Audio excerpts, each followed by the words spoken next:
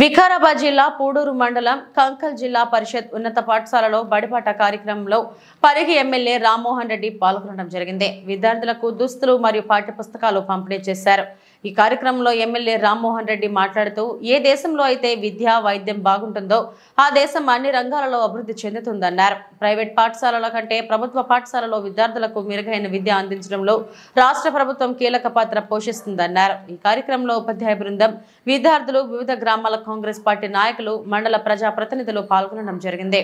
సౌకర్యం ఉండి వాళ్ళు పరిగి నుంచి ఈ మార్గ మధ్యం లోపల పలు గ్రామాలన్నింటి కూడా పిల్లల్ని మళ్ళీ డ్రాప్ చేస్తుండ్రి. ఆ బస్సు బంద్ అయిపోయింది. చాలామంది స్టూడెంట్స్, పేరెంట్స్ మమ్మల్ని వచ్చి అడుగుతున్నారని నాకు ఒక వారం 10 రోజుల కింద ఒకసారి నేను పరిగి వచ్చినప్పుడు నాకు ఫోన్ చేసి చెప్పిండు. నేను వెంటనే మన డిపో మేనేజర్కు ఆదేశాలు జారీ చేసిన. నేను ఫస్ట్ ప్రోగ్రాం బడిబాట 12th రోజు తీసుకుంటా. ఆ 12th రోజు కల్లా బస్సు వచ్చి ఈ యొక్క స్కూల్ ముంగల్ నిలబడాలని చెప్పిన. వచ్చేసింది, బస్సు వచ్చేసింది, బయట ఉన్నది.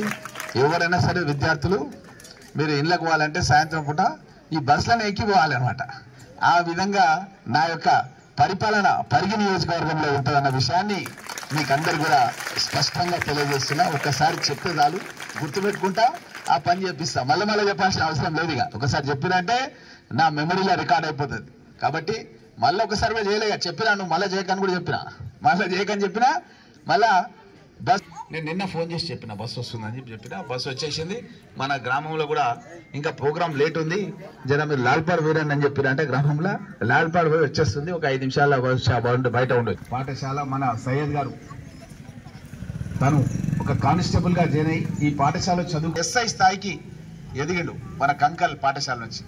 తను గతంలో ఉన్న మధుర స్మృతులను చూసుకుంటూ ఆనంద బాష్పాలు వెలిపించడం జరిగింది. ఉపాధ్యాయులు చెప్పినట్టుగా మాతృభూమి, అదేవిధంగా ఆయనకు అప్పుడు ఉన్నటువంటి గురు బ్రహ్మం, గురు విష్ణు, గురు సాక్షాత్ పరబ్రహ్మం తస్మై శ్రీ గురువే నమః అని చెప్పి మనం చిన్నప్పుడు అన్ని కూడా చదువుకుంటాం. అంటే అప్పటి గురువులందరూ కూడా గుర్తు చేసుకుంటూ ఆయన ఆ గురువుల మూలంగానే ఉంటుడు. ఏ తరగతి చదివినా, ఎప్పుడు నీళ్ళు తాగినా, ఎప్పుడు ఆటలు ఆడుకున్నా, ఈ గ్రౌండ్, వాలీబాల్ అన్ని చూసి ఆయన చాలా సంతోషంగా ఈరోజు ఆనంద బాష్పాలు వెలిపించడం జరిగింది. అయితే ఆ రోజు వాళ్ళకున్న అవకాశాల ప్రకారం అతను ఒక కానిస్టేబుల్ గా జాయిన్ అయ్యి ఎస్ఐ కాగలేడు.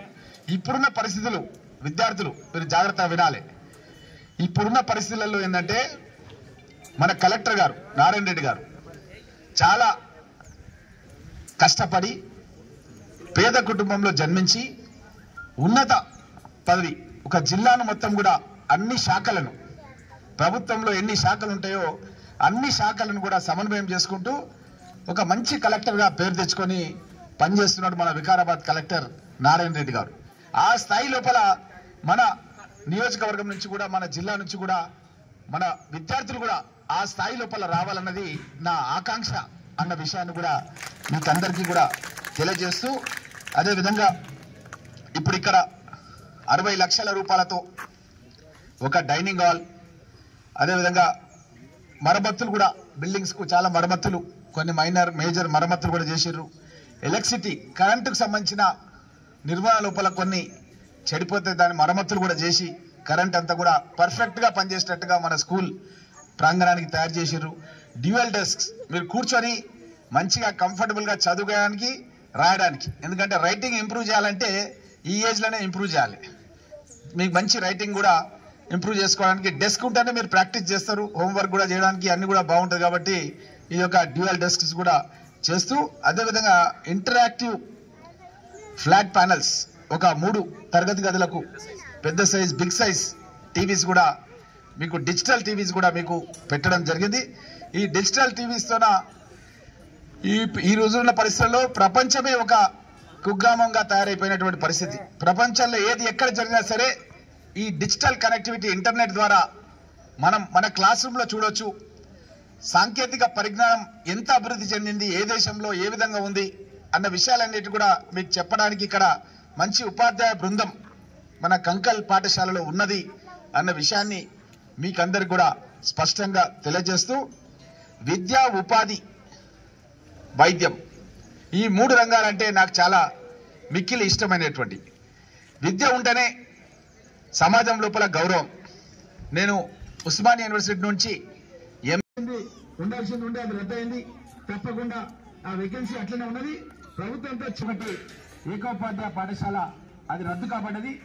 గట్పల్లి నుంచి కూడా శ్రీనివాస్ రెడ్డి ఇప్పుడు అడుగుతాడు, మా గ్రామ పంచాయతీ కిందకు వస్తుంది సార్, మా సామ్యాలు అడుగుతున్నాడు, స్కూల్ బంద్ అయిందని చెప్పి ఇప్పటికి అడుగుతుంటారు. కాబట్టి తప్పకుండా అక్కడ కూడా స్టార్ట్ చేస్తామన్న విషయాన్ని కూడా తెలియజేస్తూ, అదేవిధంగా మా యొక్క ఇక్కడ ఉపాధ్యాయులు చాలా మంది, కొంతమంది ఏమో ఇంట్రెస్ట్ ఏముందంటే గతం లోపల ప్రభుత్వం జోగులాంబ జోన్లో వేయడం మూలంగా చాలా ఇబ్బంది అయింది. నేను అప్పుడు ప్రభుత్వం పైన ఒత్తిడి తీసుకొచ్చి జోగులాంబ జోన్లో ఉద్యోగాలు లేవు, ఆ ప్రాంతం సదూర ప్రాంతం, మన కలెక్టర్ ఆఫీస్ దగ్గర నస్కల్ రోడ్లో ఉండే, అంతకు 2 రోజుల ముందే మనం మన్నెగూడ దగ్గర పెద్ద మీటింగ్ పెడితే దానికి స్పందనగా ముఖ్యమంత్రి గారు జోగులాంబ జోన్లో కలిపినటువంటి మన జిల్లాను వికారాబాద్ ని 6 నెలల తర్వాత మళ్ళా తీసుకొచ్చి ఎంపీ ఎలక్షన్లకు ముందు మళ్ళా మనకు చార్మినార్ జోన్ లో కలపడం జరిగింది. దాని మూలంగా చాలా మందికి మేలు జరిగింది, ఉద్యోగాలు వస్తున్నాయి. కొంతమంది ఆప్షన్స్ ఇచ్చిన వాళ్ళు అక్కడ ఇరుక్కపోయారు. వనపర్తి జిల్లాలో నాకు ఫోన్ చేస్తున్నారు ఉపాధ్యాయులు, మేము అప్పుడు ఆప్షన్ ఇచ్చినాం సార్, మేము అక్కడనే ఉన్నాం, మేము ఇప్పుడు రావాలంటున్నాం, నాకు నిన్ననే ఫోన్ చేసినారు. ఇట్లా కొంతమంది మహబూబ్నగర్ జిల్లా లోపల చాలా ఇబ్బందుల పాలవుతున్నారు. మనది హైదరాబాద్ జిల్లా. మా చిన్నప్పుడు మా అన్న ఎయిర్ ఫోర్స్ లో పనిచేస్తుంటే నేను పరిగి తాలూకా శివారెడ్డిపల్లి వయా బొంపల్లి పోస్ట్ ఆఫీస్ అని రాస్తుంటే లెటర్ రాసి హైదరాబాద్ జిల్లా అని రాస్తుంటే నేను దాన్ని గౌరవ దివంగత నేత మాజీ ముఖ్యమంత్రి చెన్నారెడ్డి గారు ఏం చేశారంటే హైదరాబాద్ చుట్టూ అభివృద్ధి చెందిన ప్రాంతం అవుతుంది భవిష్యత్తులో అని ఆలోచన చేసి ఇటు వికారాబాద్, అటు సైడ్ మన మేడ్చల్, ఇంకో సైడ్ ఇబ్రాహీంపట్నం, ఈ ప్రాంతాలను కలుపుతూ ఇది హైదరాబాద్ అయిపోయి చుట్టుముట్టు రంగారెడ్డి జిల్లా చేసిండు. అట్లా చేయడం మూలంగానే మన దగ్గర ఉన్న పేద వర్గాలకు సంబంధించిన ఎస్సీ, ఎస్టీ, బీసీ, మైనార్టీలకు సంబంధించిన వాళ్ళు ఎక్కువ మంది ఉపాధ్యాయులు కానీ పోలీస్ కానిస్టేబుల్ కానీ హైదరాబాద్ లోపల జాబ్ రావడానికి కారణం ఏంటంటే చెన్నారెడ్డి గారు మాజీ ముఖ్యమంత్రి, అతను మర్పల్లి మండల వాస్తవ్యుడు, మన వికారాబాద్ నియోజకవర్గంగా గౌరవ ముఖ్యమంత్రి రేవంత్ రెడ్డి గారు 1400 కోట్లు కేటాయించి మన వికారాబాద్ జిల్లా కూడా 44 కోట్లు కేటాయించి ప్రతి ప్రభుత్వ పాఠశాలలో కూడా మౌలిక వసతులు అభివృద్ధి చేయాలి.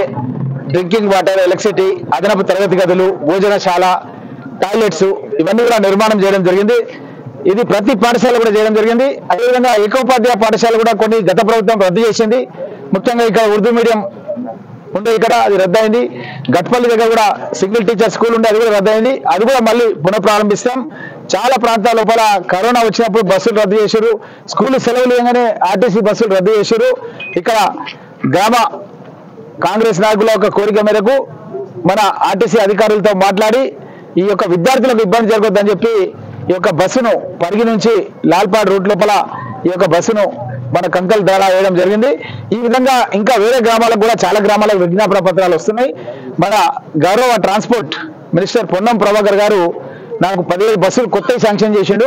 అవి బస్సులు నిర్మాణంలో ఉన్నాయి. అంటే నిర్మాణం అంటే బస్సులు తయారైనాయి కానీ దానికి బాడీ బిల్డింగ్ అవుతున్నాయి అనమాట. సీట్లు అవన్నీ కూడా ఏర్పాటు అవుతున్నాయి. అదేవిధంగా రిక్రూట్మెంట్ చేయాలి. ఇప్పుడు డ్రైవర్స్ ని, కండక్టర్స్ ని అందరూ రిక్రూట్మెంట్ చేయాలి. అది కూడా నడుస్తుంది.